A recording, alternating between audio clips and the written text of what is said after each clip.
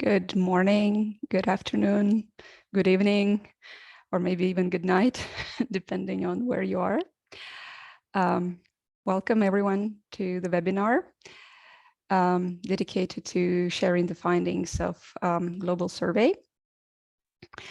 And we are really honored to have today representatives of many various institutions, not only schools, but also universities, different entities, including ministries of education.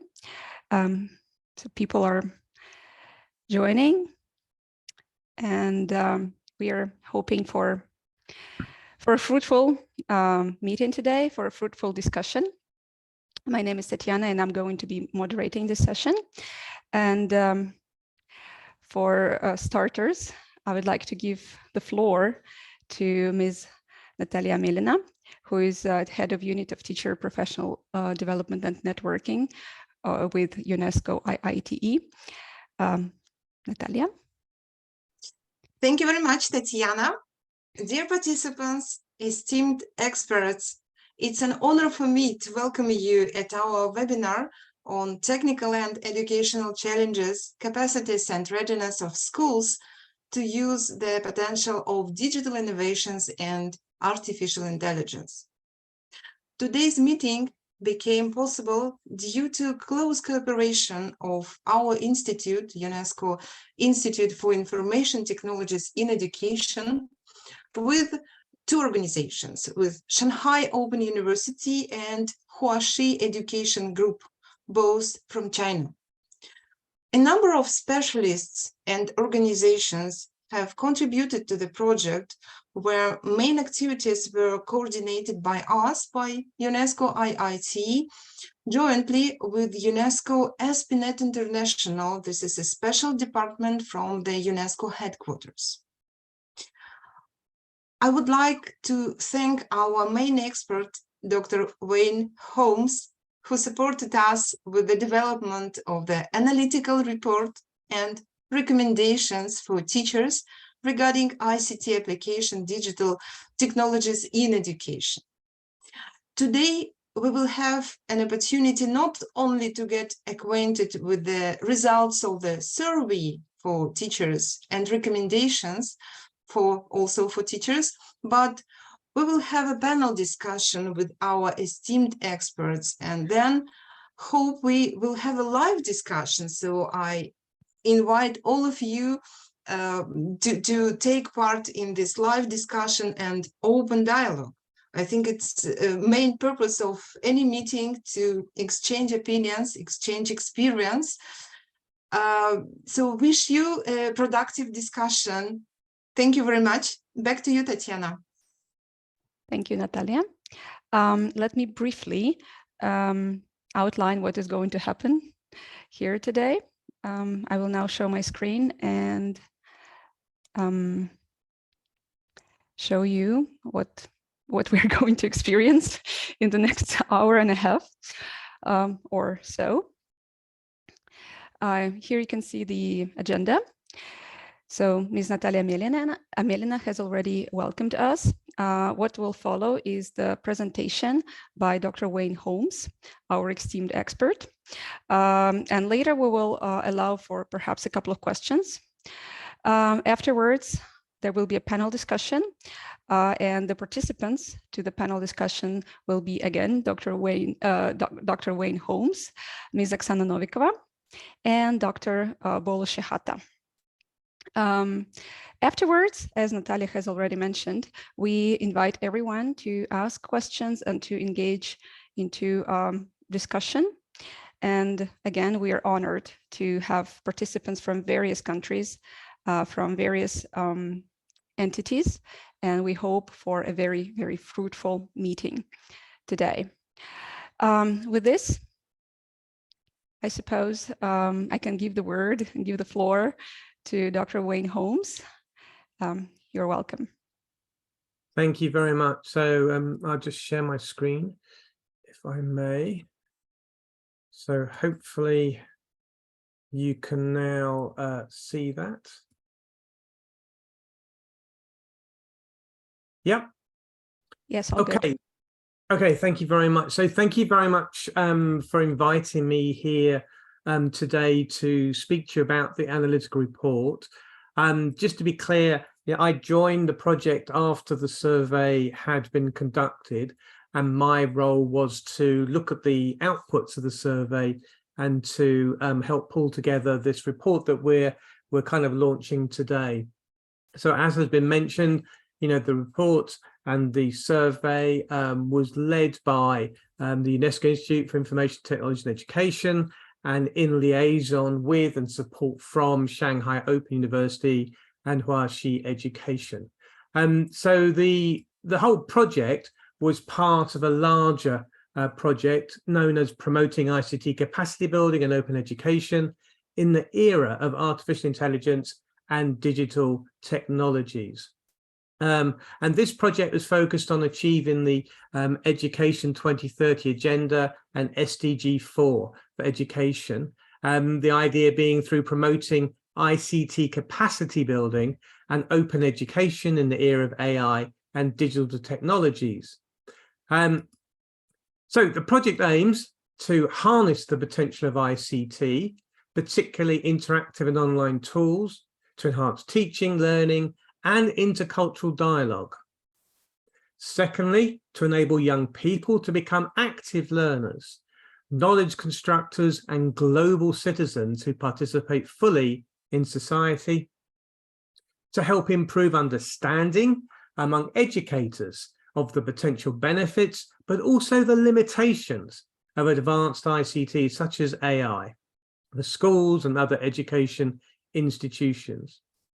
And finally, to support teacher training and networking in this field, along with developing monitoring and evaluation approaches throughout the value chains of AI's influence on education. So the report draws on this survey on the technical and educational challenges, capacities, and readiness of schools to use the potential of digital innovations and AI. As you see, we like to use quite short, snappy titles, but the point is that what we're trying to do here is something quite important. So as mentioned, a survey was conducted, and this survey aimed to understand the potential benefits and limitations of advanced information technologies for schools and other education institutions, but through the lens of the teachers themselves. And it aimed to help identify key issues and to inform local, community, and national initiatives to further strengthen and develop a more effective educational environment. So the survey was conducted, as has been mentioned, with the ASPnet and teachers from around the world. And the map represents the dark areas of where teachers came from that responded to the survey. And you can see there we had a total of 13,000 teachers who did respond. Now, having said that, when you look at this map, it looks pretty broad across the world.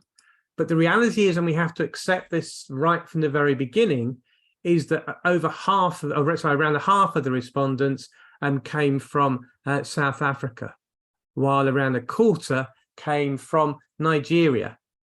And only 6% of the respondents are actually spread across the other 56 countries. So we have to be quite careful about this. The views expressed by all the respondents are informative without question, and they're definitely worthy of consideration. But because of this skew to the country of South Africa in particular, but also to the whole region of Africa, we have to acknowledge that they might not directly or proportionally represent the views of teachers across the ASPnet schools globally. But having said all that, one of the things I'm quite excited about is actually this focus on Africa because of the number of respondents. Very often in these surveys, the continent of Africa is badly represented.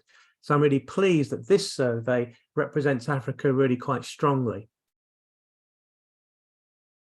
So in the analytical report, these are the kind of things that the respondents immediately said they felt that digital technologies and AI in particular could help with. And lots of different ideas there, as you can see. If we move on to the kind of subjects that were being taught, you can see again, this is quite a range. And this graph only shows those subjects that had more than 100 respondents naming it. And you can see from this graph that the most common subjects taught by the respondents were English, mathematics, life skills, the natural and the social sciences, and because of the South African influence, Afrikaans. So what were the outcomes? So I'm going to run through this, and because we only have a short time this morning, or this afternoon, depending on where you're based, naturally I'm going to just, pick out some interesting ideas, and I do urge you to read the full report. But anyway, the first outcome I'm going to mention is this, that despite teachers' willingness to engage, ICT, and especially advanced ICT such as AI, are not being used to their full potential. And there's a number of challenges, but across all the countries, and many that are quite typical that reoccur from country to country. So, for example, this is just one quotation from one teacher. An interactive board was purchased, but none of the lecturers, including the IT guys, had an idea of how it is used, excuse me, or how to take care of it. So even when the technology is in place, the problem is that often the expertise is not there to make sure that the tool is used to its best advantage, or to support the tool when it stops working. And those of us who use computers know that we frequently have to call on the expertise of others to help us deal with the problems. But you can see from this graph that, a large problem is the lack of available equipment. And not a small problem is connectivity challenges and lack of energy.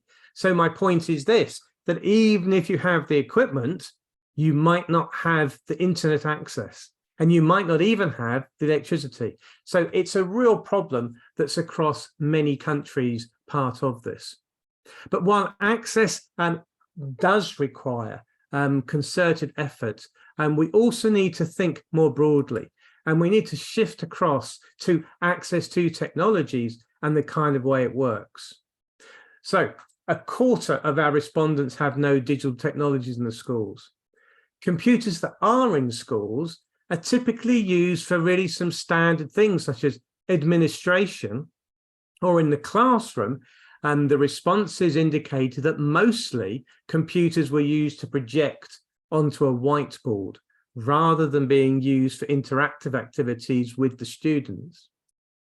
And in fact, 2 out of 3 of our respondents actually identify they had insufficient computers.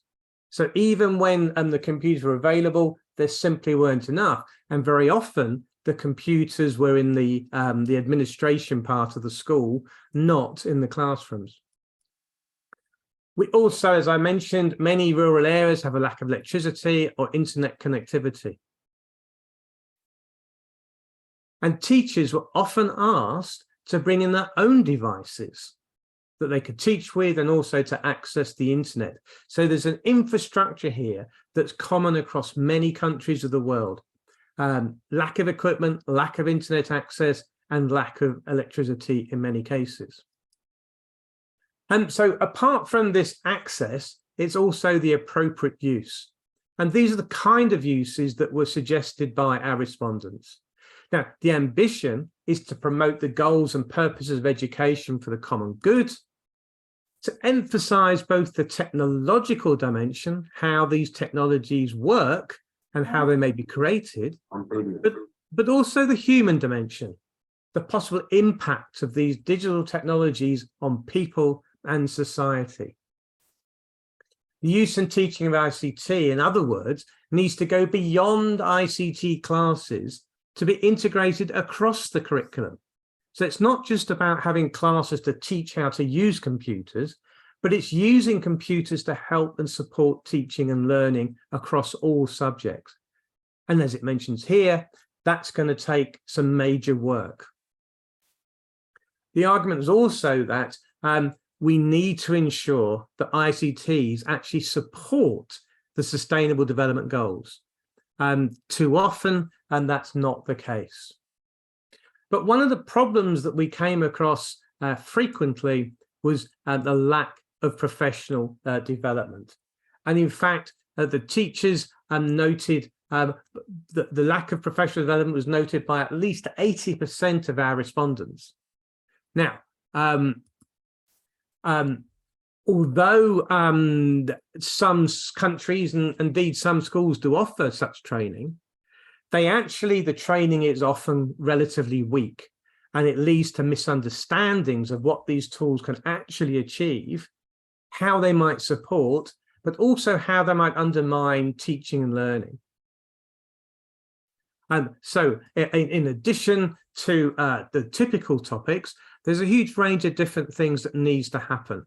And our teachers need to be provided at both a local and a national level, a range of issues need to be experienced by them. So these were just some of the tools, some of the ideas that were mentioned, the kind of things that our respondents believed that we really did need some support on. And in particular, as it says there, digital citizenship, ICTs in general, climate change, and particularly, and I was very pleased to see this, that many teachers noting the ethics of using ICT in education. Now, without this kind of training, the likelihood it's going to be impossible for our teachers around the world to take full advantage of the opportunities brought by ICT while addressing the challenges, such as the digital gap between rural and urban areas. Now, one of the issues that we did talk about, one of the focuses was artificial intelligence in education. The problem is that these issues of AI in education raise an even more complex set of issues. And our teachers felt that they were not getting the support to be able to use these tools, not getting the support to even understand how these tools could be used, or to understand the problems that these tools might raise for teaching and learning.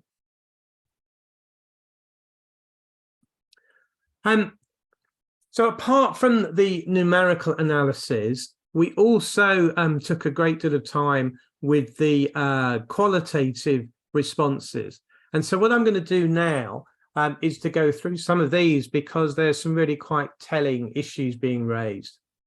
So firstly, on the subject of teachers' use of ICT, respondents agreed that ICT has a role across teaching and learning and not just in the teaching of ICT. But the reality is most teachers are still only using what one might call basic ICT tools, which excludes things like artificial intelligence. Typically, teachers are using learning materials resources for visualizations, particularly for projecting things onto a whiteboard. Something you really don't need a computer for. But also the other thing they're using the systems for is networking, as we're doing today on Zoom. But very basic and limited uses. Training, well, most of the respondents reported that their training was self-training by using freely available online videos and courses, but very little support from the schools or from the countries themselves. So this is something that we think is really important, not just to train teachers in how to use these technologies, but also to train them to understand what these technologies might mean, both the positive things, but also the negative challenges. Because if only our teachers have a broad understanding from the positive to the negative, the benefits to the challenges, will we really be able to support our students going forward? A second set of areas is around how ICT can contribute to teaching. And so the ICT tools, our respondents reported, if used properly, and that's a key phrase, if used properly, they can facilitate learner autonomy, stimulate interest in the subject, and also address the diversity of student educational needs. But I emphasize again, if used properly. But ICT tools can also facilitate the adaptation of teaching materials for students with different educational needs, if used properly. And they can also simplify and enhance the quality of assessment and the tracking of student performance over time, if used properly. And finally, there are concerns, however, that ICT's use in schools can widen the existing digital divide between those who have access to technologies and those who do not. To give one example from the UK, during the pandemic, many students, many school students were cut off from education because they didn't have the computer equipment they needed to access online the school work. And often, even when they had the computer, they might not even have the room in which they could use the computer in a quiet space. So we need to be really careful that as we use ICTs more and more in education, we need to be very careful about not widening the digital divide. We need to think very carefully about those students who have access to these technologies and those who don't. So what training then would be welcome? Well, our respondents raised a whole range of different topics: climate change awareness, coding, classroom management, education for sustainable development, ethics of AI, global citizenship, how to develop lesson plans, and so on. A huge range of topics could be considered in any professional training for teachers. However, there are still concerns that some training that is being provided, and as I've mentioned, that's still quite little, but the training that is being provided is often too theoretical.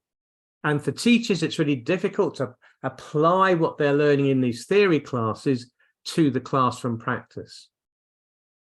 Another concern is that teachers actually might be overwhelmed by the need to undertake training in addition to their already heavy workloads. Now, one of the hopes with ICT has been for at least almost 100 years that these technologies will reduce teacher workload. But the reality, that's not happened in 100 years, and it won't happen. It's unlikely to happen with artificial intelligence. And so we need to think about this very carefully. Using technologies might displace what a teacher does from one activity to another, but there's little examples, little evidence that they save teacher workload. So we cannot think of ICT as a solution to that particular problem and need to think more broadly. So what are the factors influencing the use of ICTs? Firstly, it's the ad hoc nature of the training that we've been told about, and within little institutional support. It's also the policies that are available across schools, across society, and the privacy of learner information, which, in many countries around the world, that's still really weak, and that causes anxiety about safety online. Why should a teacher get their students' information online if they're not confident that when they do so, that data is protected and safe, particularly when we're talking about children? But also, with regards AI itself, the reality is that teachers around the world are unaware of the potential, but also the challenges of AI for use in education. Now, over the past 6 months, most of you will have heard of things like ChatGPT, and all this has done is two things. One, it's raised the awareness of the possibilities of AI in education, but at the same time has made the situation far more complicated, such that teachers really do need high quality support in order to be able to use these tools properly and to understand the challenges and the difficulties and how they must protect their students. Also, one of the other factors influencing is the little amount of investment that's been made into ICT and AI for education around the world. It's only in 3 or 4 countries around the world that they even have a curriculum that's looking at the use of AI in education. And then the deployment of ICT and AI technologies is piecemeal. So it tends to be key teachers in schools who have come across this technology through their own personal practice and decide, well, I'm going to try and use this in my classroom. Now, I'm not suggesting that we should stop that. It's important that teachers have the opportunity to do what they feel best.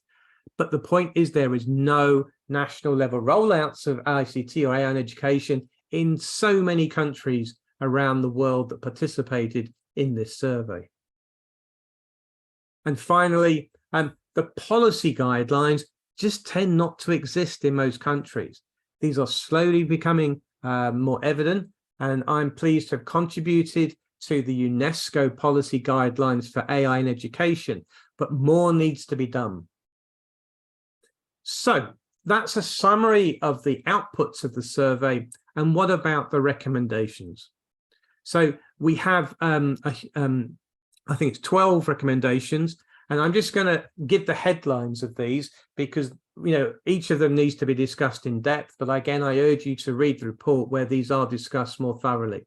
So our first recommendation is that countries need to think about adopting a system-wide vision for the application of ICT and AI in educational settings. Secondly, we need to support the pilot testing, monitoring, and evaluation of these tools used in education, because there is still very little evidence for the efficacy or safety of many of the tools that are being promoted, particularly by the commercial sector. We need to adopt a humanistic approach as an overarching principle. This almost doesn't need to be said, but it does need to be said because it doesn't happen. We need to ensure that people remain at the core of education. And we need to ensure that equitable and inclusive use of ICT or AI in education by ensuring that we have the relevant infrastructure, connectivity, electricity, but also technical support. And we need to ensure that the ethical issues are both investigated and properly mitigated. Number 7, we need to mobilize interdisciplinary, inter-sectoral and multi-stakeholder expertise to inform policy planning and delivery. We need to facilitate open debates on issues related to data privacy and security, which hopefully this meeting is contributing to. We need to protect the rights of teachers and the value of their practices, and not assume that the ICT can do stuff that teachers do. We need to define the skill sets that teachers need so that they can evaluate the tools before they deploy them. And we need to ensure that teachers are properly supported. And finally, we need to provide evidence-based guidance that allows teachers to navigate the private sector offerings, because all too often we are bombarded with the commercial advertisements and marketing, and we need teachers and school leadership to be able to get through the mythologies and the hyperbole so that the right types of AI and advanced ICTs are used in the right ways in educational contexts. So thank you very much for listening to me, and I hope you enjoy and learn from reading our report. Thank you. Thank you so much, Dr. Holmes, for the presentation. Actually, the questions that are going to be later discussed at the panel discussion are related to the recommendations, so I hope we will explore them in more detail. But for now, I suppose we can take a couple of questions from the audience about your report, about the presentation, any general thoughts. Could you please raise your hand using Zoom functionality for that, if you would like to say something?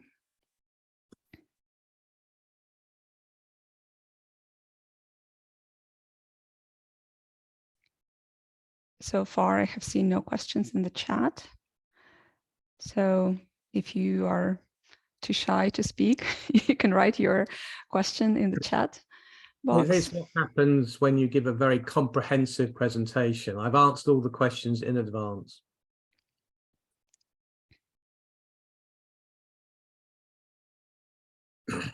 Okay, there are two questions. Mr. Onuch, you're welcome. Okay. A very good morning to you all. I'm an educator here in Nigeria, North Central Nigeria. My name is Onu Oivoga John. Please permit me to keep my camera off. My network strength seems to be low on bandwidth. Please, my apologies. Thank you, sir, for a very concise presentation of the research report. My area of concern is once recommendations that comes from research work like this are being presented. I noticed that technical, the means of implementing these recommendations are usually not included. You see, and this makes it more tasky for education systems to really implement those recommendations. So I want to see a situation whereby once researches like this are being done, there are included into the recommendations, there could be suggestions on how this can be brought to fruition. Okay, examples of how this can be brought to fruition, specifically to different regions. Okay, let me say the global south, for instance. Okay, challenges like poor funding, okay, inadequate funding, financial funding, lack of political will, okay, to implement these programs. Okay, what are the alternative routes that schools, institutions can take on their own to bring these recommendations to fruition in their institutions? Just like I said, some areas in global south here, we face problem of political will to do these things. So how can international bodies, NGOs like UNESCO, UN can help support these grassroots organizations who don't have that support coming from the government? So I think in such recommendations, strategies that can help bring those recommendations to life should be added for those schools or institutions that want to do that at a fast speed. So if you leave it to the government, it may take bureaucracy, and with time, at the end of the day, it doesn't get implemented. I don't know if my point is clear. I can answer any area that is not clear to you, sir. Thank you very much. Thank you so much for your question. It was very clear and very well put. Thank you. I think you're absolutely right. It's important that we go beyond just identifying the problems to also suggesting some ways in which those problems can be addressed. But it's challenging, as you rightly say. And I think, you know, the value of this report is, although it's very top heavy, but it's based on the responses from actual teachers, from real teachers in real settings. And so, you know, UNESCO works at the two ends of the spectrum, working with the actual teachers on the one hand, but also working directly with governments. And I'm not arguing that this is the complete solution to the problems that we've identified, but nevertheless, having a report like this that is very clear for the actual situation on the ground, it makes it easier for UNESCO to work directly with various countries and the governments to try and affect a way forward. So, for example, making it very clear to most countries that their professional development of their teachers on the subject of ICT and topics like AI, that's an important first step It's only a first step, but it's an important first step. And that's why I think this report is so important. But at the same time, it's also really important that teachers themselves have to make their views clear. So one route is through this survey, but as you pointed out, you know, teachers working with their school leadership teams and the school leadership teams working with their local area authorities and all the way up to government. So we need to do this two directions, in my opinion. So I completely accept what you're saying, that this survey and this work is only step one, but hopefully it's a useful and important first step. And do any of my UNESCO colleagues wish to add to that? I suppose I just want to add that partly this is going to be one of the questions that we are going to discuss during the panel discussion. So, but thank you, and thanks for the question. Can we proceed to the next one? Miss Dlodlo?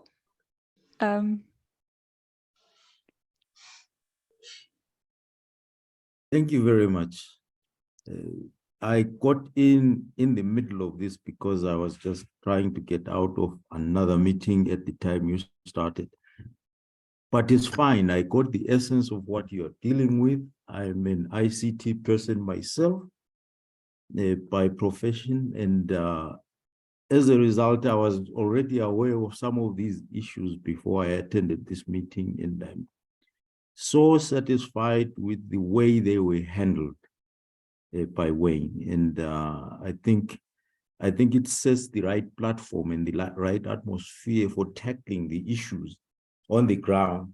Different countries have different scenarios of deprivation or experience of the gap between those that can access these facilities and those that cannot. But with a bit of innovation, a bit of novel thinking, we can overcome this. I'll give two examples from Zimbabwe, which is where I am. At independence time in 1980, those first 5 years, it was decided by national policy that we have too few A-level schools, which is grades 12 and 13 in this grade-based system. So they had to go to those schools that offered ordinary level education or certificates and say, all right, let's provide teachers with a bit of in-service training so that they can teach at that advanced level in preparation for university. And in that process, they introduced what was called undertook. And there were no classrooms, so it became a matter of space utilization, creative space utilization. So that when the lower forms went out to do their practicals or did their sports, the other classes would come in and are doing the A-level courses.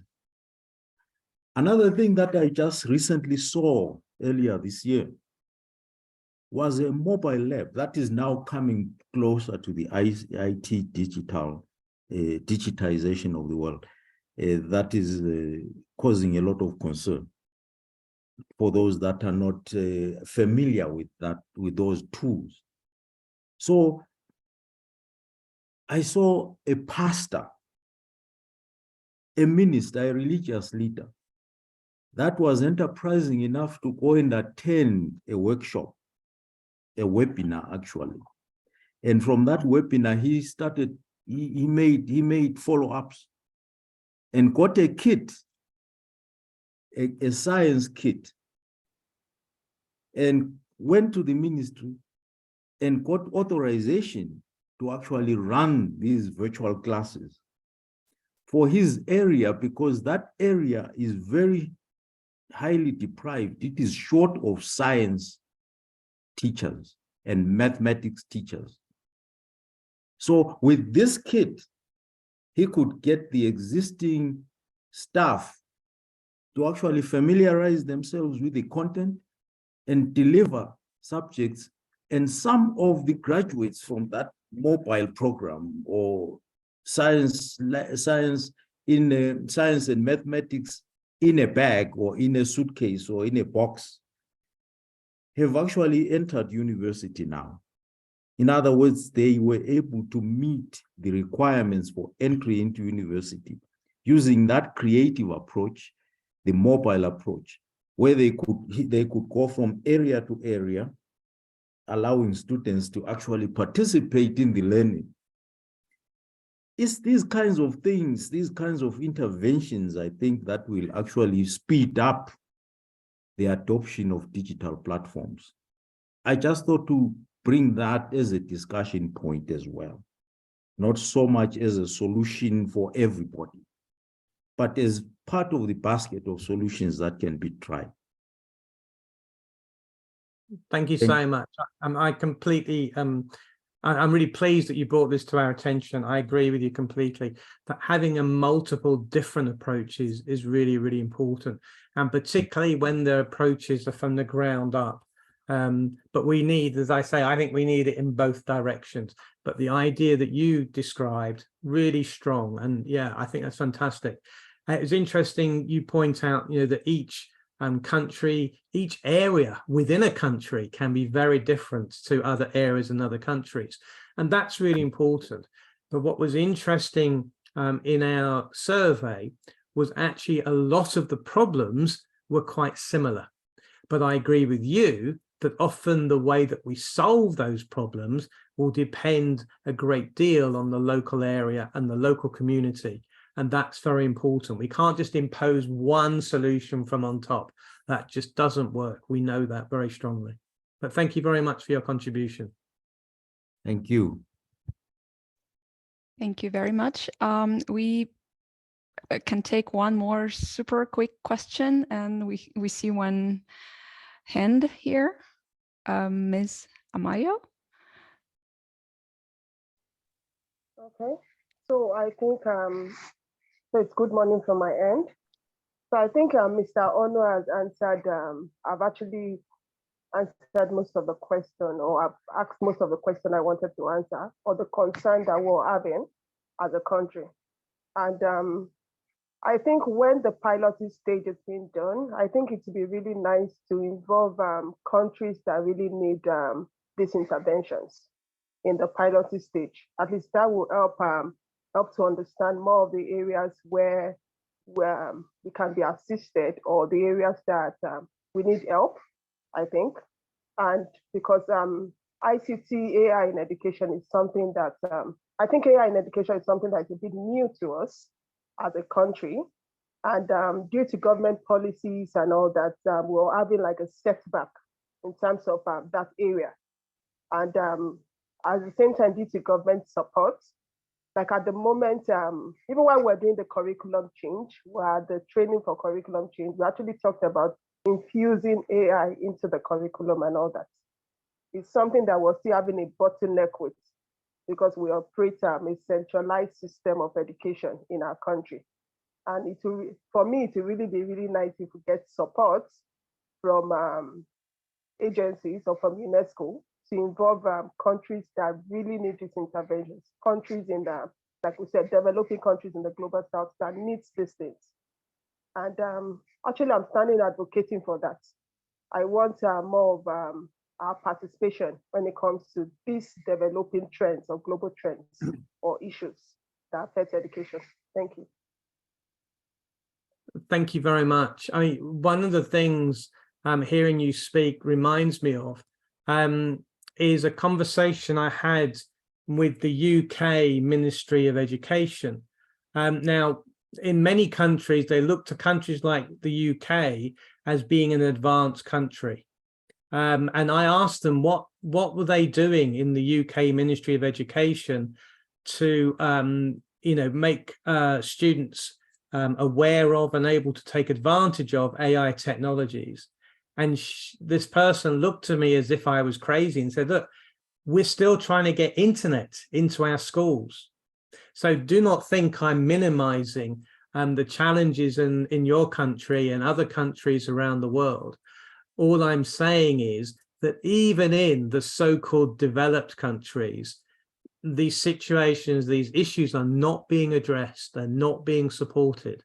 So yeah, I completely agree with you. It's really important that we think about these challenges so that these technologies, it's not just a digital divide between students in a classroom, it could exacerbate the digital divide between countries, and that's not good for the world. So yeah, thank you very much for your comments. Thank you for the questions. Thank you again, Dr. Holmes, for the presentation. Before we move on to the panel discussion, there are two things I would like to say. First of all, that this report is going to be published on our site this week, and it will also be circulated in the follow-up email together with your presentation, with your kind permission.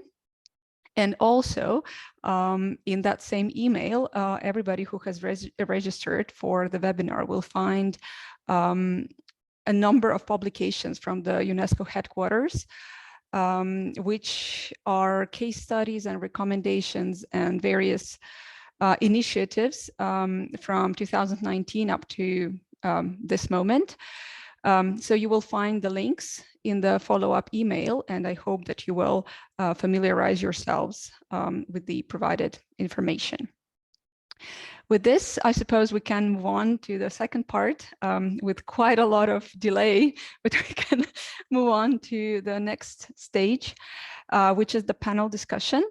There is a number of questions, and I would like to ask Ms. Oksana Novikova to switch on her camera, if possible.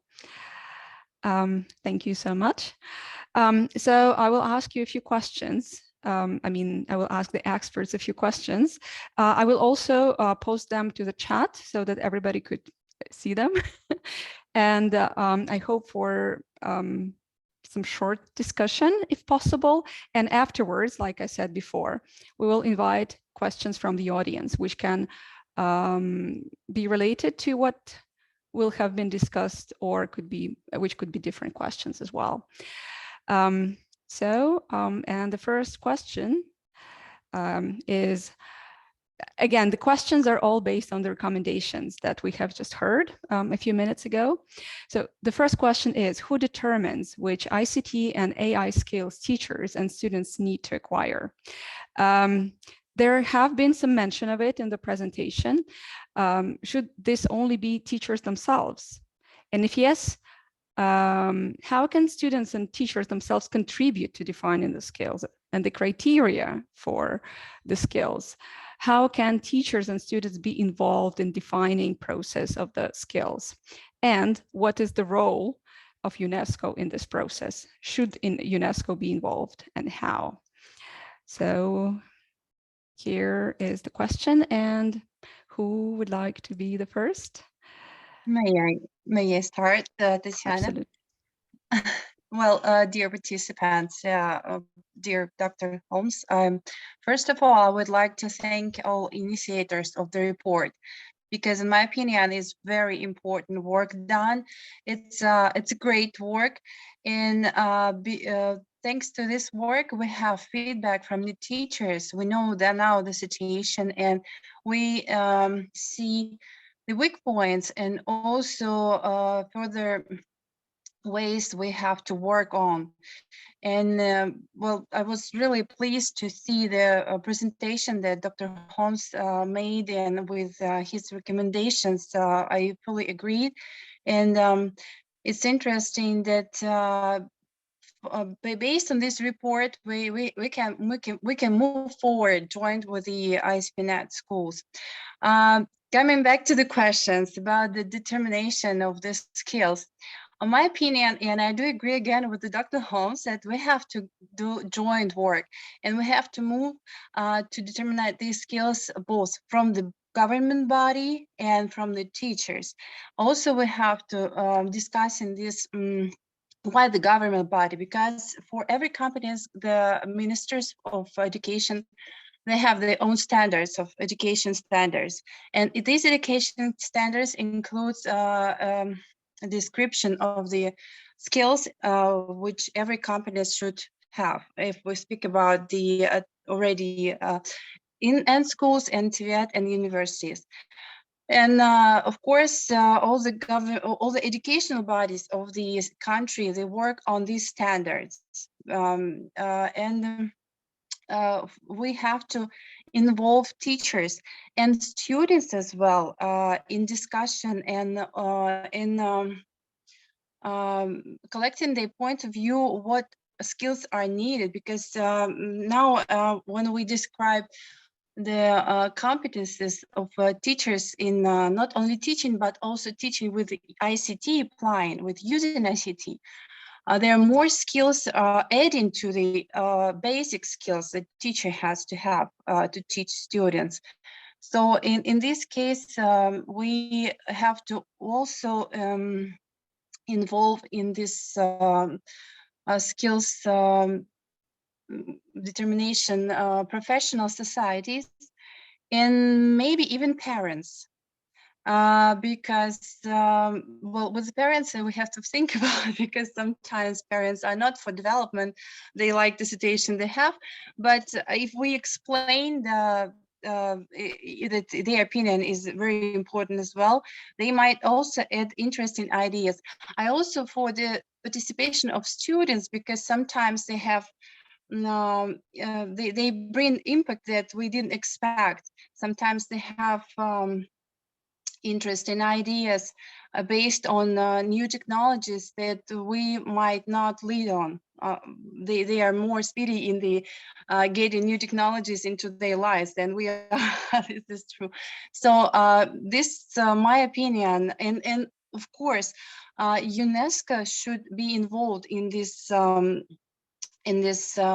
process and work out general principles and recommendations.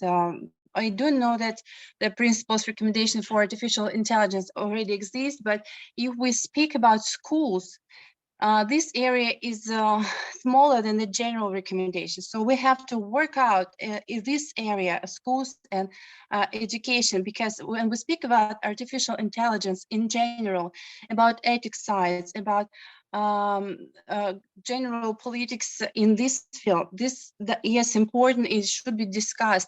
But when we say about application of artificial intelligence on the basic level, it might be just translators, might be just visual applications.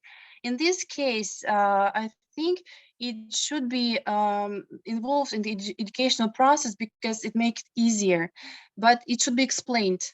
It should be explained that people should not be afraid of artificial intelligence and new technologies. It's just Professor Holmes said, it should be explained in good ways of application, and also the negative points that could be brought by the ICT. So it should just the lack of informing people, of bringing information to them, so they will have their own, but correct opinion on the technologies. Thank you. Thanks. Dr. Holmes, Dr. Shehata. All right, maybe I'll give a very brief comment, because I think Ms. Oksana, she pointed out to so many things. So I just want to highlight one area about the concept of feedback. So this report we've watched from by Dr. Holmes, it basically reflects the feedback from the ground. But as he mentioned in his presentation, it should be taken with care, because the feedback coming from different countries, there was a majority in Africa, and even within Africa, South Africa and Nigeria. So it's important to consider the context where we're getting the feedback from, because different places have different needs. And I remember the Transforming Education Summit by the UN last year. which highlighted 3 key areas: connectivity, content, and capacity. So I think it's important to dig more into the concept of feedback, not just through surveys, but also focus groups or any other forms of consultations. And here, I think UNESCO can play a very important role as a mediator in this process to facilitate these kind of conversations like what we're witnessing today with our webinar here. So reflecting some key findings as an first, and then listening to what people have to say, teachers have to say. So it's kind of a collaborative effort. And based on this kind of collaborative effort, some kind of platform for sharing best practices and resources and research findings, and giving some kind of links or within these platforms a space for the users, the teachers, the researchers to give opinion on these findings, so that we can keep on enhancing them, even to the hope of developing guidelines and standards in the future. And that's just a brief, quick comment. Thank you very much. I'll just come in with one thing. So firstly, I agree with everything that my co-panelists have mentioned. I just want to point out that in this setting, we have different groups of people. So we have students and teachers, and they're experts in teaching and being taught, you know, existing and working in a school type environment. We then have experts in the technologies. You know, when we're talking about AI, we need expertise in the technologies because those technologies are complex. Unfortunately, we also have people who represent themselves as experts, who claim to be able to show schools and teachers how to use these technologies in effective ways. And I have to say that many of these pretend experts are from the commercial sector. And the reality is they're interested in selling their particular version of a technology into the school. And then there's a fourth group of people, and this group is much, much smaller, but it's the group of people who are able to communicate between teachers and students on the one hand, and real expertise on the other hand, because sometimes they speak different languages. I don't mean French and English or Russian and Spanish. I mean, they use the same nominal language, but they use the same words to mean quite different things. And so we do need to take account of the local context by speaking with the local teachers, but also teaching expertise, what it means, the pedagogy, how to react with students, all those kind of things are really important. But we also need the expertise from people who really genuinely understand the technology and who are not trying to sell into schools. And then we need people who can bring these two important groups together. Thank you so much for your comment, and it actually feeds into our next question quite nicely. Thank you so much. So the next question is, nowadays, many professionals, including teachers, are forced to keep up with the rigorous development of technology. And this is not a secret. How to make sure that educational software adapts to teachers' needs and not the other way around? How to make sure that this market is not a monopoly run by IT giants, and that teachers actually have options to choose from. I'm posting the question to the chat. Well, yes, thank you, colleagues, and thank you, Dr. Holmes, for putting the details in the expertise. And I totally agree with you, because people who wants to sell the applications, or either it could be whatever technical stuff, they do pretend to be experts, but they may be experts in development, but not in the education.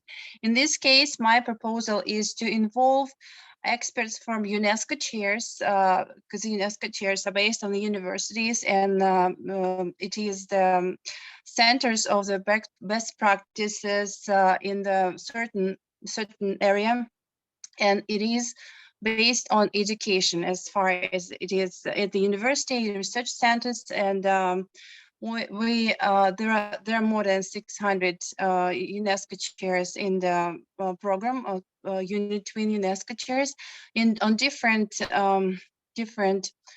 fields of research, including ICT and education. We are not only one, we have colleagues. So we can involve these experts also for discussion, and they present education and science as well. Also, active participation for university experts, I think, is needed, both in the field of jurisprudence.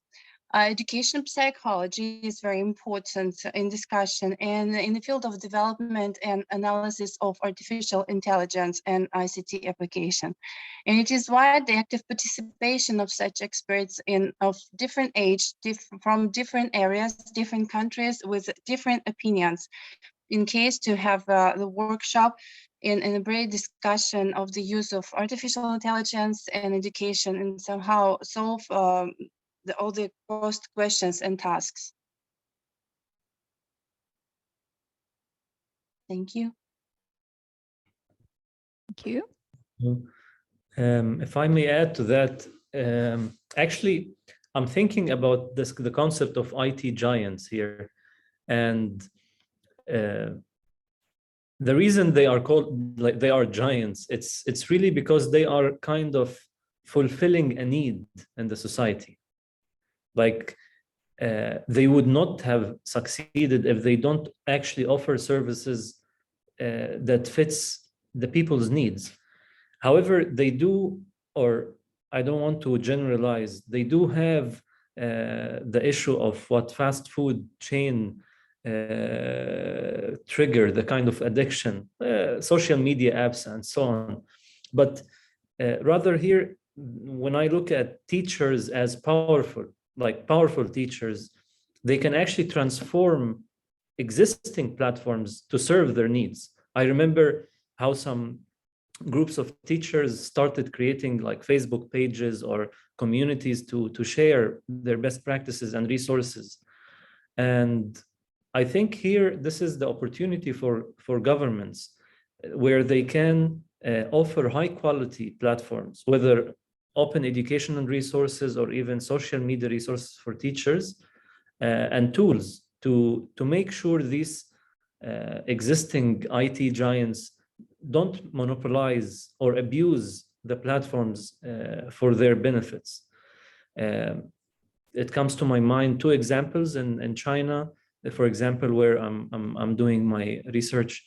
The Ministry of Education recently this year launched a national platform called Smart Education of China that offers rich OERs and OEPs, open educational practices, for almost all educational levels, from K-12, vocational education, higher education.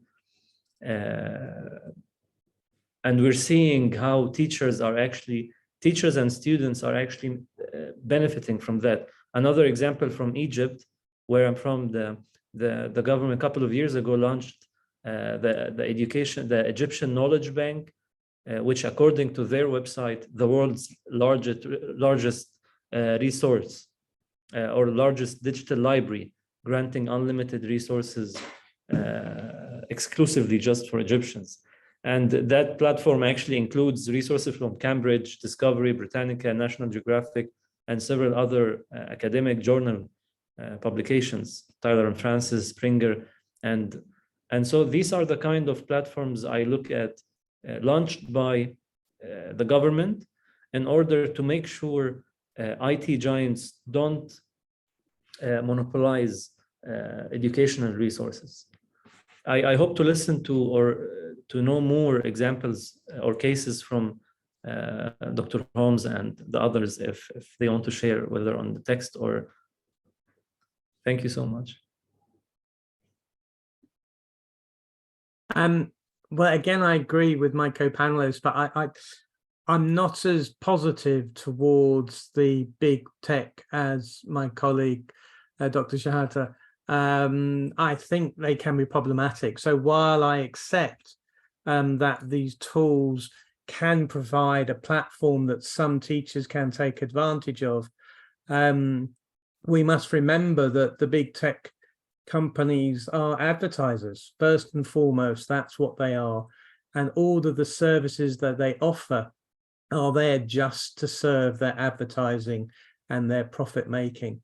And I think that can be a real problem. The two government initiatives, I completely agree, that's the kind of thing we need. But not, and I'm not suggesting these do this, not in a prescriptive way, telling teachers what to do, but by providing opportunities for teachers, because teachers generally are professionals and they are experts, and we need to support them and give them suggestions and advice, but not to control what they do, in my opinion.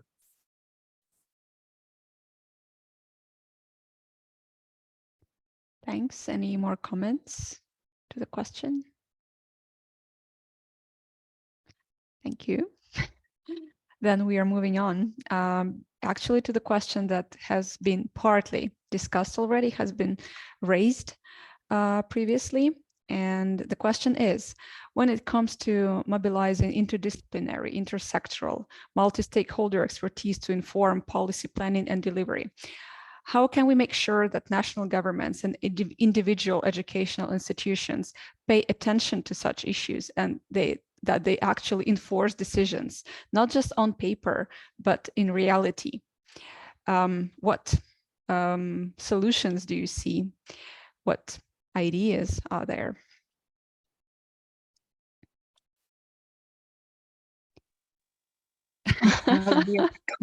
Ladies first. Thank you.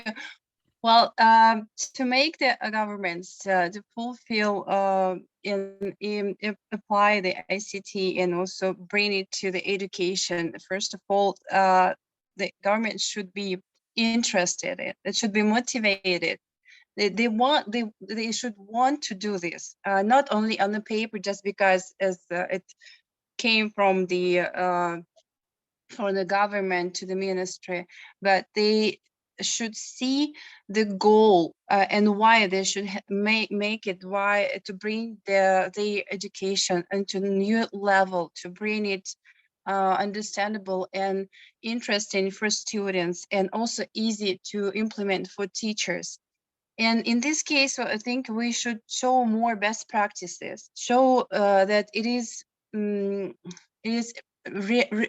real to use, it's real to make in real life. And plus, I think we should make the possible feedback to get the feedback from the not only ministers, but also from teachers, from universities and schools and colleges, from educational bodies as well. In this way, we will understand if it works or not. But on my opinion, it's not the documental way, but only example. Good practice is best examples how it can be realized. Thank you.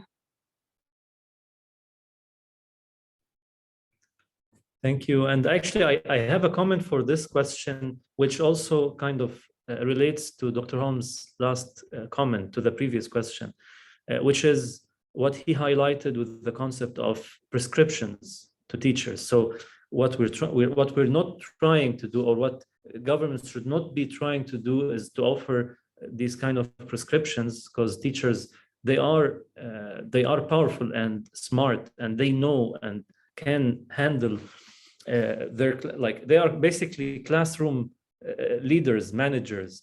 So however, there is an issue here with the concept of digital transformation, which is not it's not easy in terms of its progression, and it basically involves several dimensions that may not be visible to the lay people, like to the teachers, even to the micro or meso level. So, like, coming back to your question, which is about which highlights the concept of enforcing decisions, I don't really advocate this concept, enforcing decisions. And I used to be a teacher myself, high school teacher, and I know firsthand how hard it is to enforce a decision or to call the class to a specific kind of, I don't want to say law, but rules, classroom rules. But I'm thinking about how to encourage national governments and individual educational institutes to pay attention to such issues like you highlighted in the question through something like student of the month, or what companies do, like employee recognition programs. So special employees get the employee of the month certificate so that everyone can see these are the kind of best practices we're looking for. And when I say we are looking for as a community, that we agree on specific standards. So there could be some kind of a mechanism where international funding will be allocated to those governments or institutions that have achieved specific targets in their digital transformation of their education system to the needs of teachers and students. And this is just an idea. Perhaps we can talk about this, or there are other ideas that we can talk about. Thank you. I'd just like to add one quick thing. I think in order to get this interdisciplinary, intersectoral work going, we need funding. We need large amounts of funding that's just not happening. To give you an example, in the country, the Netherlands in Europe, government ministries, and interestingly not the Ministry of Education, but anyway, government ministries have now funded a new institute which is designed to to focus on exploring AI in education. That's its whole purpose. And they have funded this institute to the tune of $80 million US dollars over 10 years. Now that's huge, that's amazing, and that's not happening anywhere else. But we really need that, not necessarily even to that level of funding, but we need that emphasis, because one of the points I make regularly about AI in education is there's actually very little independent evidence at scale that these tools even do what they say they do. There's tons of little bits of evidence, but no independent evidence at scale that show either the efficacy or the safety of these tools. And so we need governments, so we need international agencies, and we need international big tech to fund genuine research so that we can really see, working with teachers and students, not imposing from the top, but collaboratively, but properly funded, and take the time that it needs so that we're not knee-jerking all the time. You know, with the ChatGPT that's happened over the past 6 months, everyone's running around like headless chickens, worrying, what do we do now? What do we do now? You know, researchers have been looking at these issues for 30, 40 years. It's not new, but we've never got the funding so we can do the kind of research that's necessary. So I think that's another area that's really important here, in order to ensure not only that we bring together the various stakeholder communities, but also so that we are doing this properly and for the long term. Thank you. Actually, here we have 2 comments in the chat, so I will read them. So the first comment is a shared vision that threads in the mutualistic perspectives of parents, students, and school staff, ed tech companies, community leaders, and policymakers is important for implementing sustainable strategies for digital infusions into educational systems. So shared vision of all the stakeholders and beneficiaries. And the second comment is, one way I believe is to have compelling data and evidence showcasing the positive impact of interdisciplinary and multi-stakeholder collaboration on educational outcomes.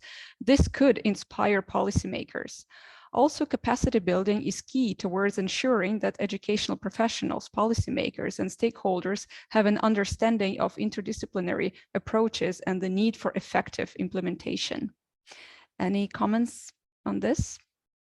Perhaps? I'll comment quickly. I agree. Very short and sweet. Thank you. I do too. I agree too. Thumbs up. Unanimous agreement. Thank you. If there are no more questions or more comments, then we're moving on to question number 4. Again, it's about money.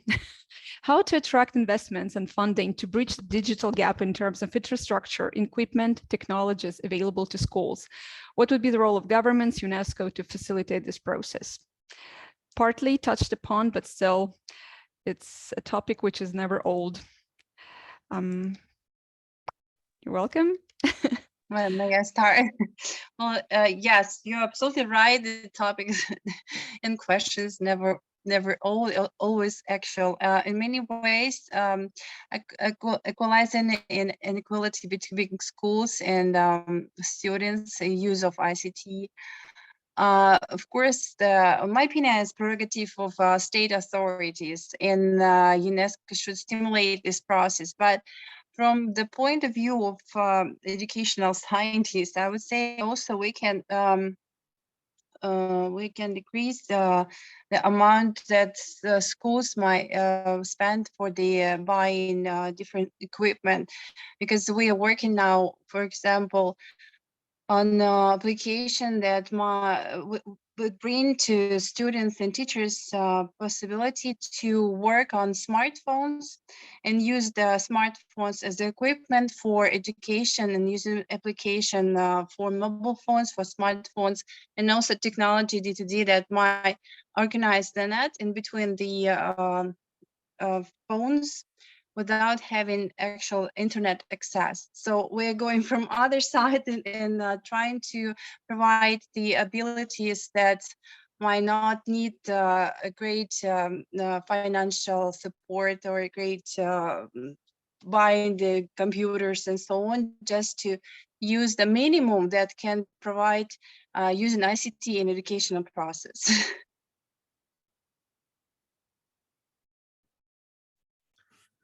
Thank you, Oksana. And there is a number that is still in my ear from the previous comment. $80 million, Dr. Holmes mentioned as an investment in the Netherlands. And I'm wondering, this kind of investment, where to get this money? Perhaps Netherlands, the research there that was lucky enough to get that, but I'm wondering, can tech giants pay this amount of money for pure philanthropy reasons, for research or for funding to schools or something? And there is actually one proposal to tax big tech companies. That was by French President Emmanuel Macron. He actually said that forcing tech companies to pay more tax is a matter of social justice, and that this tax payment would help to bridge the digital gap in terms of infrastructure, equipment, technologies available to schools. Now, it might sound harsh to big tech companies, but there is this statistics that I read online. Between 2011 and 2022, Amazon, Facebook, Alphabet, the owner of Google, Netflix, Apple, and Microsoft, they are also known as the Silicon Six. They paid roughly $219 billion in income taxes. The number sounds so big already, which actually amounts to just 3.6% of their $6 trillion. So this, that it was paid for the Fair Tax Foundation. So this is the kind of topic perhaps we can talk about, and I think UNESCO can produce kind of mechanisms or feasibility studies that can help ease the way for the tech giants, that you can actually pay, like going back to President Macron's comment about forcing tech companies to pay more taxes. In fact, it's not just about paying more taxes, it's showing more social responsibility. And here, when I'm referring to UNESCO by producing mechanisms and feasibility studies to show how it's a win-win situation, because eventually these users that you're funding or investing in them, they are the ones who will be using your devices, your tools and services. Again, this is, I think it's a big and sensitive area that deserves more discussion. Thank you. I would just add that it's a question of choices, but in some settings there are fewer choices. So in the wealthier countries of the world, they make political choices on a daily basis, and they are choosing where to put the country's money. And they are choosing, in our country and lots of countries in Europe, to put the money in the hands of people who've already got the money. I'm just stating the fact there. Even the government in our country acknowledges that, rather than making the choice to put the investment into education for the long term. Now, that's in countries that are wealthier. In countries that are developing, that have challenging circumstances, of course, the choices are much more limited. But nevertheless, it is still a set of choices. And we need countries to recognize that where it's possible, and I completely understand that in some settings it is not possible, but where it is possible, do we try and do things that have an exciting short-term apparent gain, or do we do things that have a slower but longer-term positive benefit for the country?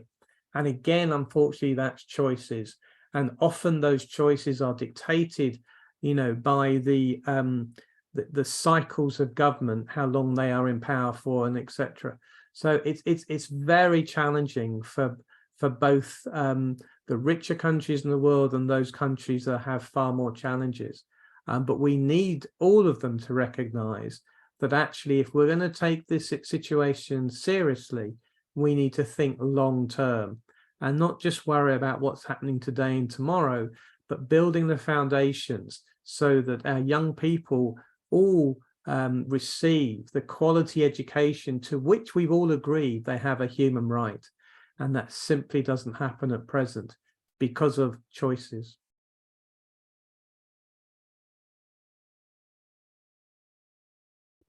Thank you so much. And here we got a comment. Let me read it. Successes recorded following past investments will inspire almost any investor. Governments may also consider offering tax incentives and other benefits to corporations that invest in digital infrastructure and technology for schools, especially public schools. And I'm making reference to Nigeria. This can encourage private companies to actively participate in bridging the digital gap. I think UNESCO is already doing massive work. Thank you. It is just about sustainability and scaling. UNESCO needs to continue to seek opportunities for collaboration to establish digital education initiatives that focus on teacher training, curriculum development, and the integration of technology into classrooms. Thank you for the comment. Any more comments? Anything to add to this comment?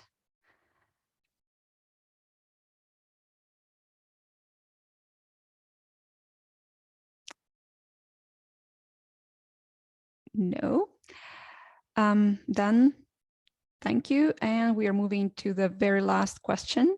And now we will slightly change the topic. The question is the following. How can a set of universal principles in ethical issues in the use of ICT and AI in education be elaborated? By what entities and on what level should these principles be developed and then be implemented? Thank you.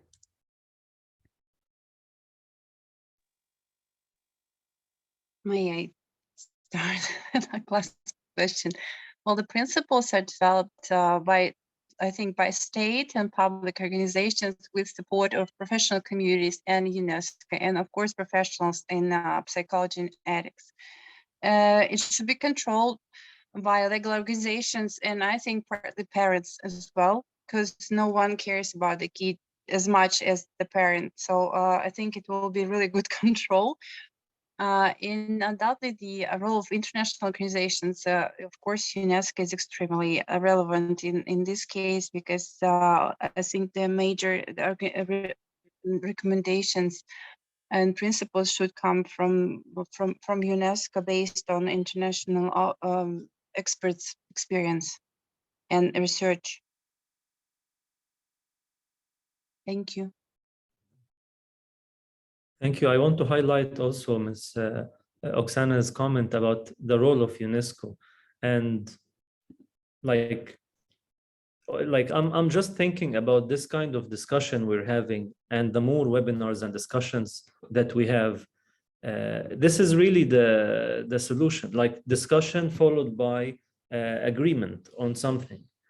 And I'm going to say something very simple here, which is our discussion is really revolving around one main goal, which is serving the people, serving teachers, serving students, serving school administrators. And like similar to the Universal Declaration of Human Rights by the UN in 1948, or the Millennium Declaration in 2000, we need to talk about universal standards when it comes to the use of AI in education. Here, like we're looking at it as a big community, which eventually get affected by whatever emergent technologies that happen. And I think we do have already the Beijing Consensus on Artificial Intelligence and Education in 2019, but we need to catch up with the emerging technologies, especially those generative AI tools for texts, for images, for music. And we can take ChatGPT as an example, like Dr. Holmes mentioned earlier. It's kind of shaping the way we handle with concepts of intellectual property. I was looking at an article earlier it's like written ChatGPT as a co-author. So what's the meaning of that? Is this a joke, or this is something serious when people talk about such an issue?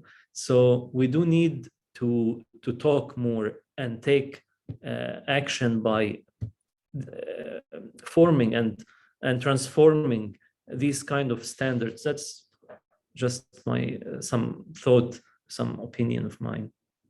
Thank you. I've been waiting for this question because the ethics of AI in education is an area that I'm both heavily interested in and also involved in.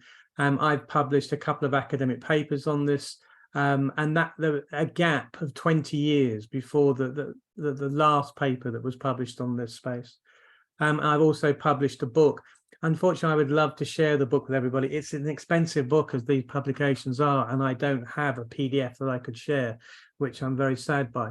In addition to that, as has been mentioned by my colleagues, UNESCO has already done a great deal of work. So they have launched, almost 2 years ago, the principles of AI ethics.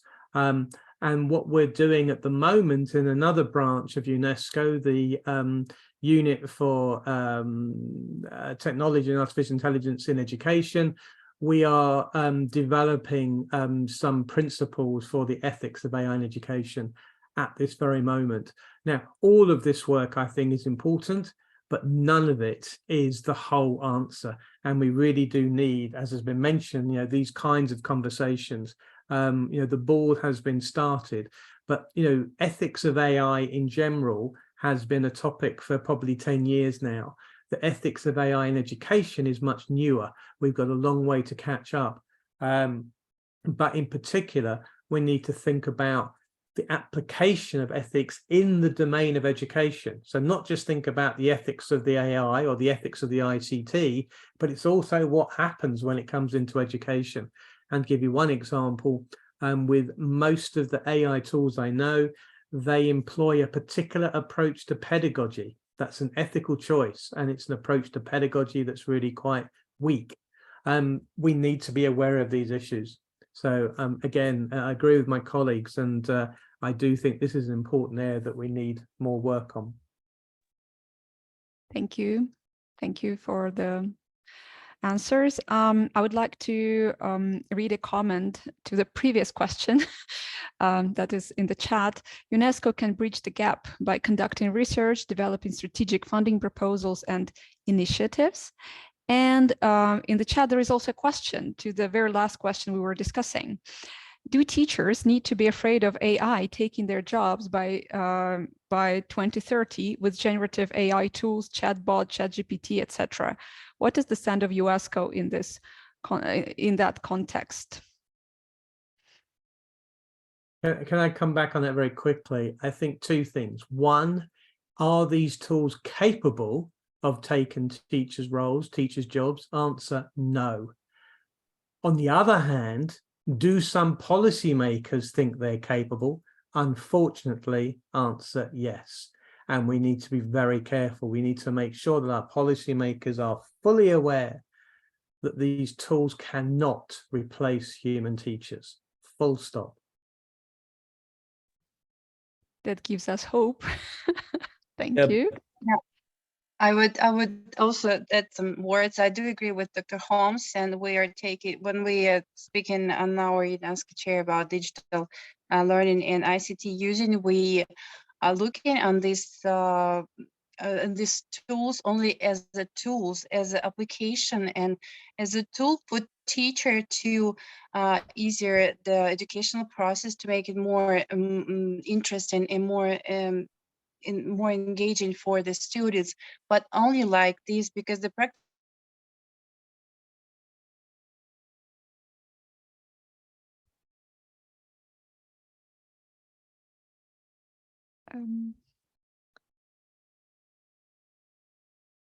oh, I'm afraid Oksana has frozen. There's a problem with connectivity, I'm afraid.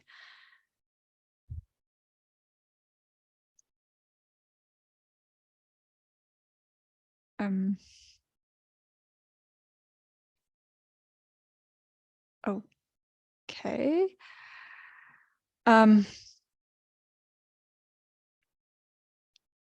Well, you were frozen. Sorry, could you please repeat your comment? Your answer. Sorry, where did I stop? Yes, I've said that we are looking at the technology as a tool, and the human teacher would not be replaced by technology, because it's not possible. It's unique. Thank you. Dr. Shehata? Yeah, I was thinking about the questions Dr. Holmes asked, like will AI replace teachers? No. Will AI replace teachers? To policymakers, perhaps it could be, but perhaps what policymakers need to hear are the good reasons why such advanced AI tools. I'm not just talking about today, because the technology is emerging so fast. We can see something very surprising next year. So, as if I'm just putting myself in the shoe of a policymaker, seeing all these emerging technologies and perhaps not having the background that can definitely say yes or no. What they need is the good reasons, and these good reasons need to be repeated. That's obviously supported by good arguments, good evidence, and so on. And I'd like to hear Dr. Holmes' opinion on like these kind of reasons. I'm wondering. Yeah, I think the problem is that people who make the claims that these technology can replace teachers in any shape or form really misunderstand what teachers do. They think it's about communicating content efficiently. And that's a tiny part of what a teacher does. So that's why I think it's really unlikely to happen. And, you know, I was just thinking, I'm willing to take a financial bet, $10, that in my lifetime, there will be no AI that's capable of replacing a human teacher? Happy to do that one.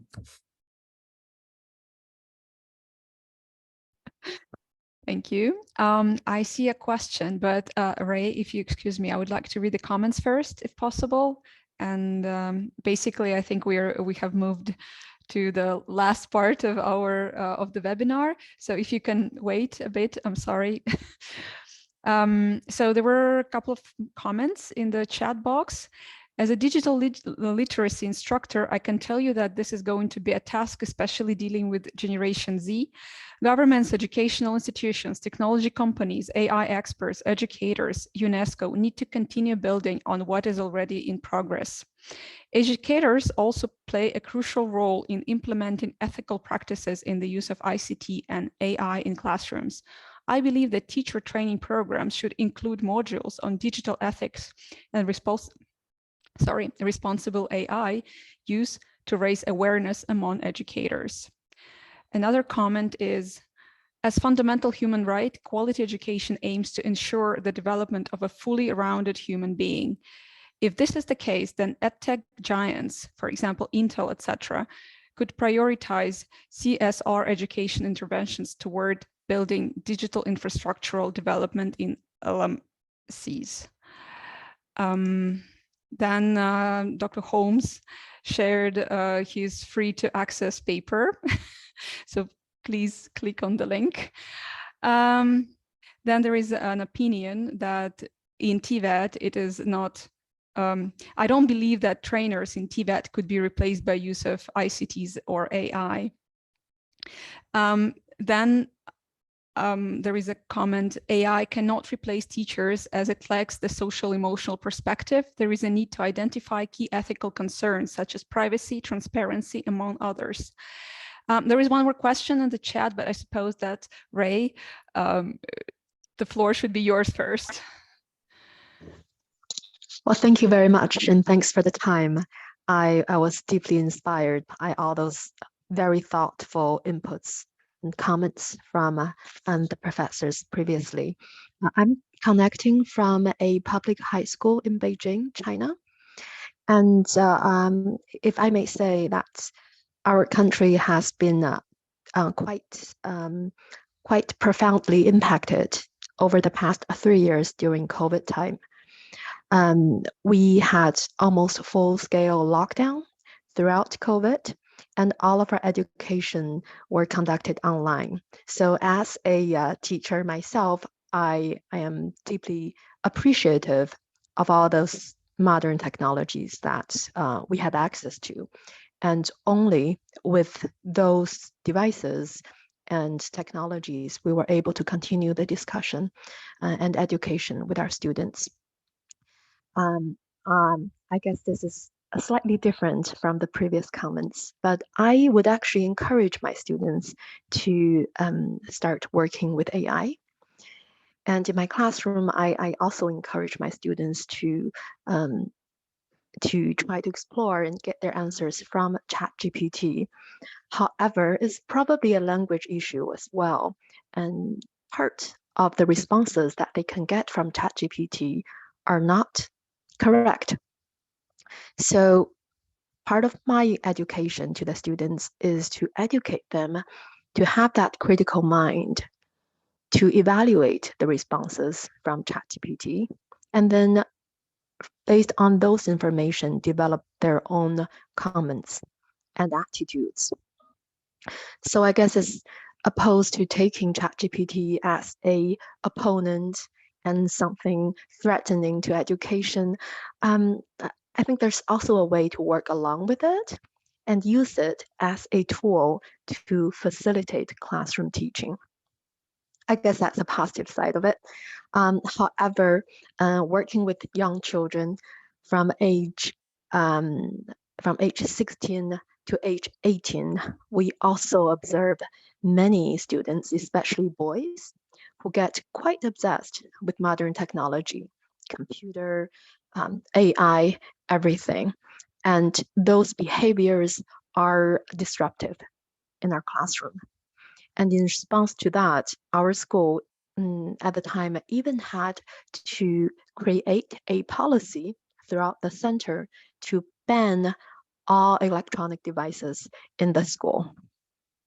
So I guess I don't know if there's anyone sitting in this channel echo that observation, but we are struggling with, I guess, a balance of using those modern technology and also to keep a good education ethics and to make sure that those devices are used wisely and under control, especially when you're working with very young children who are not so disciplined and who are still developing, I guess, their emotions and how to spend their time. So that's my comment. Thanks. Thank you so much for the comment. At this point, I would like to encourage, I don't know, everyone's participation, because here we have participants from basically around the world. So we can have a few perspectives from very various backgrounds. So if you have your comments, your questions, like Ray, thank you for your perspective. Please do not hesitate to add to the discussion. I can see that Dr. Holmes has written a reply in the chat, so I will read it. I agree with Ray, but we need to be aware of the profound limitations of generative AI like ChatGPT. Often the errors are only noticeable by experts, while novices often accept the output as definitive when it is not. I also agree with Ray, comes another comment. And in response to Dr. Holmes, educators need to be trained on how to detect AI use and guide students accordingly. Thank you. It is probably time to come back to this question asked in the chat, or perhaps I can ask Mr. Kenneth Baloy to ask it himself, or should I read it? Well, maybe let me just read it, and if there's any clarity in regards to what I mean by this, then I can respond. So at the start, Dr. Holmes shared that most of the respondents were from Southern Africa. Of course, that will include other countries like your Zimbabwe, South Africa, and so on, and also Nigeria and the West Africa.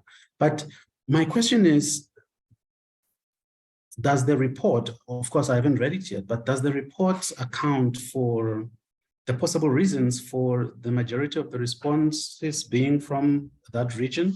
And if it does this signal perhaps that Africa is showing the most interest in AI and ICT issues, despite having so many challenges that we are facing in the continent? I'm actually joining from South Africa myself, and I'm a lecturer at the University of Johannesburg. I also lecture third-year students in a module that looks at these issues of ICT usage and AI as well, makerspaces and so on. And how will UNESCO respond then to this interest that is being shown by Africa? Thank you.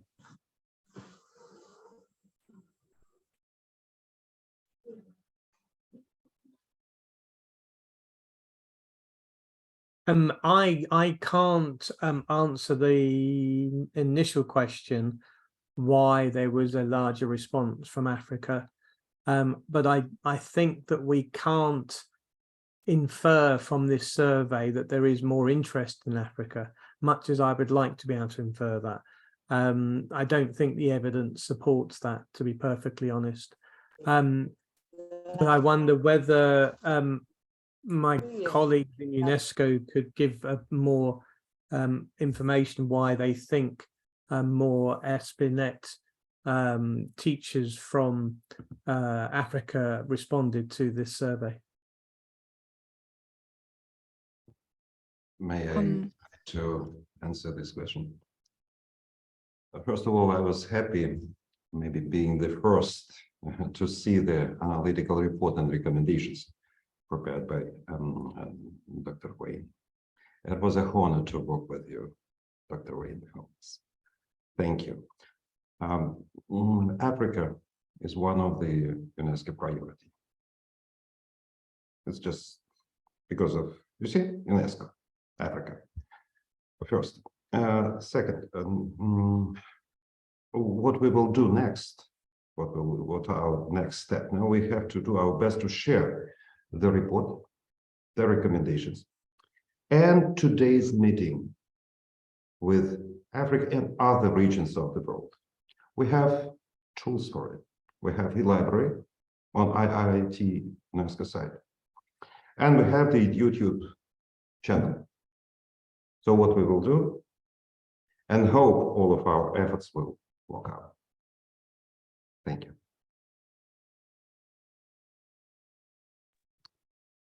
Thank you, Oleg. Any more comments to this question?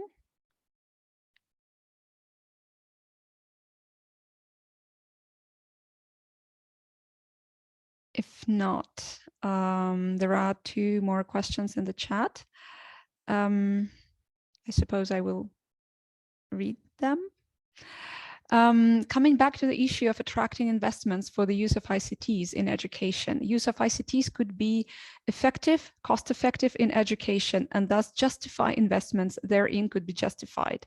However, would it be cost-effective to use ICTs and AI in TVET, especially for the delivery of practical training?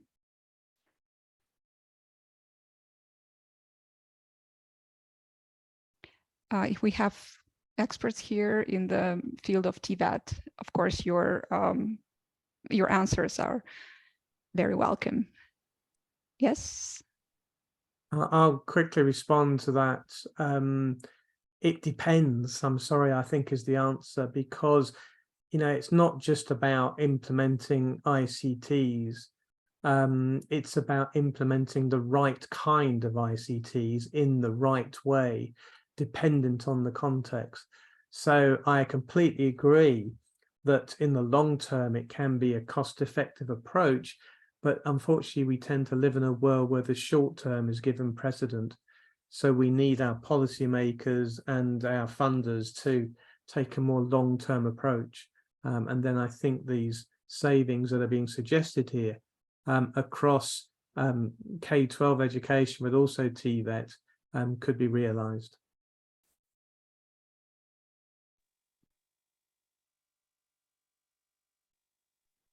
Oksana? Yes, may I add a couple words from the practical point of view? If we speak about TVET and about using technology, yes, we do understand that TVET is more practical education and practical oriental education, project working and so on. So we've got experience on future skills and world skills participation in this way of championship, and where technology in this case could be used, it's in the remote access to the laboratories, even real laboratories for students, if the application is developed for this kind of work, and the world skills and future skills programs, they developed such applications. We use, for example, students were sitting in their classrooms and they had access to the real laboratories, which is remoted. And it was a great experience because they done the work, of course, with the teacher's support, but they use laboratories and robots laboratories in distance and just sitting in the classroom. And here is the right application, right use of the technology, of distance technology. Thank you. Thank you. Looking at the time, we should have finished quite some time ago. However, we do have two more questions in the chat from what I can see. So perhaps I think we can go through these two questions and listen to the answers to them, and then call it a day. So the first question, which especially welcomes views and suggestions from the panelists. So it reads, we have seen lots of AI generative tools such as ChatGPT, etc. they have been launched initially free of charge on the market. Then when users become used to this, they need to upgrade to pay to benefit from the services. Training teachers on these technologies does not directly contribute to making AI tools addicted, and in the long term, playing the game of big IT tech companies. My question is, do we fully get involved in AI tools or have a moderated approach? I hope I read it correctly. Or perhaps you would like to voice the question yourself.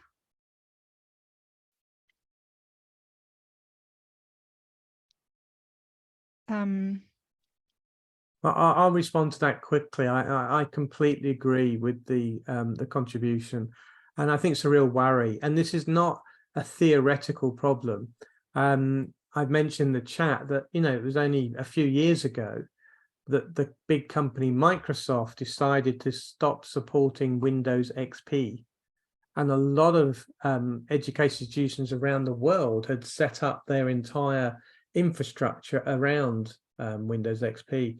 And when Microsoft decided to stop supporting it, at the very least, it caused massive headaches, but it cost a lot of institutions a lot of money. So this is a real problem. So instead of teaching people how to use these tools, I believe we should be teaching people, teachers and students, how to critically evaluate the tools that are available so that they can make conscious and productive decisions about what tools are useful for them, and addressing this overdependence issue is part of that discussion. Thank you. And there was also your comment in the chat box. Any more comments, ladies, gentlemen? No. Thank you. Then I'm going to read one more question. I'm just going through Dr. Holmes' article. Please, I would like to get an idea about the elements that may be included into comprehensive ethical framework for AIED that combines a multidisciplinary approach and robust guidelines. So, Dr. Holmes, I suppose the question is to you. Yeah, I think we attempt to do that in that paper. When you have a chance to read it in more detail, but the subsequent publications as well. I think it's probably too much to go through in this kind of conversation.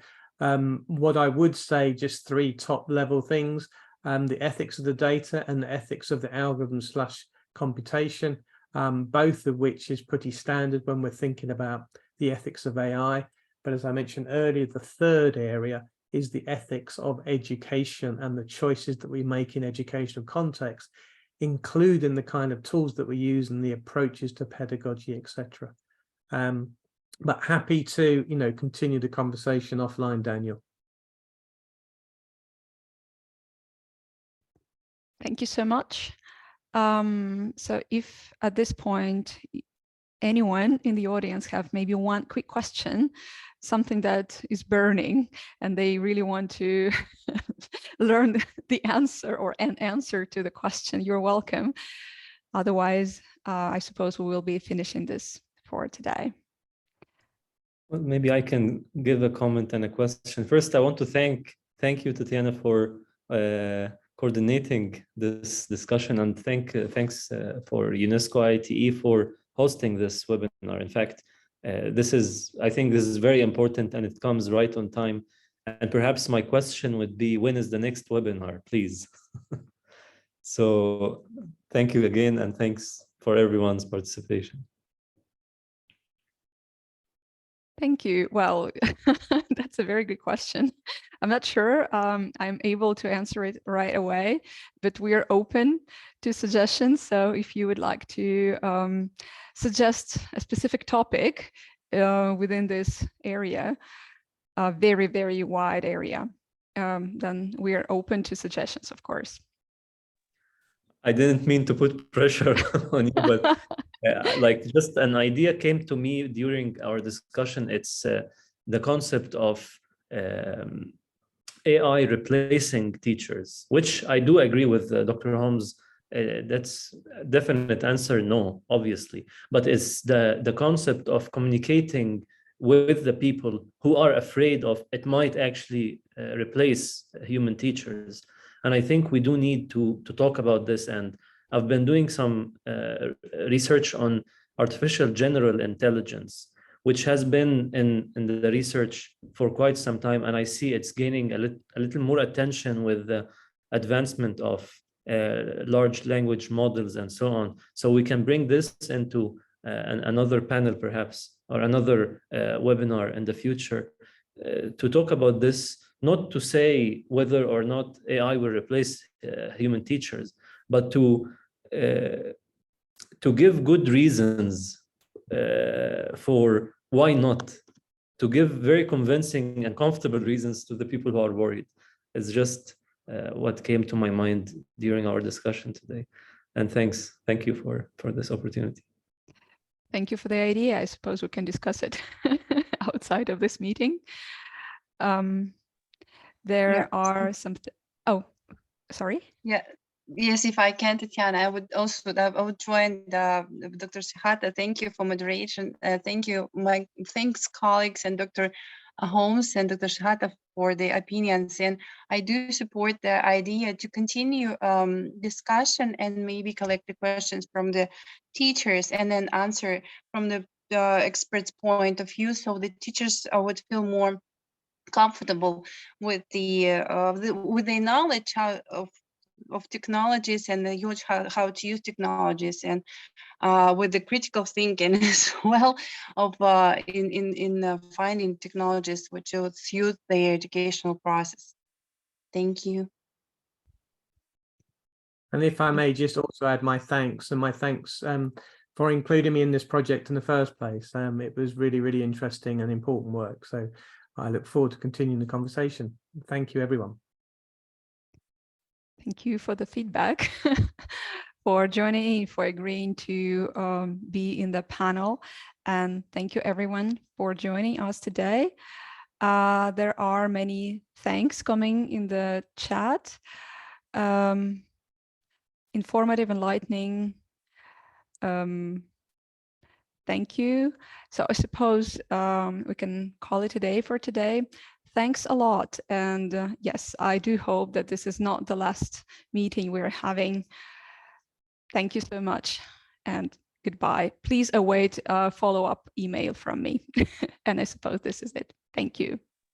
Yes, thank you. Bye-bye. Special thanks for schools. Yes, they're doing a great job, and they are platforms for UNESCO ideas implementations. So you're doing a good job. Thank you for your questions, colleagues. Thank you.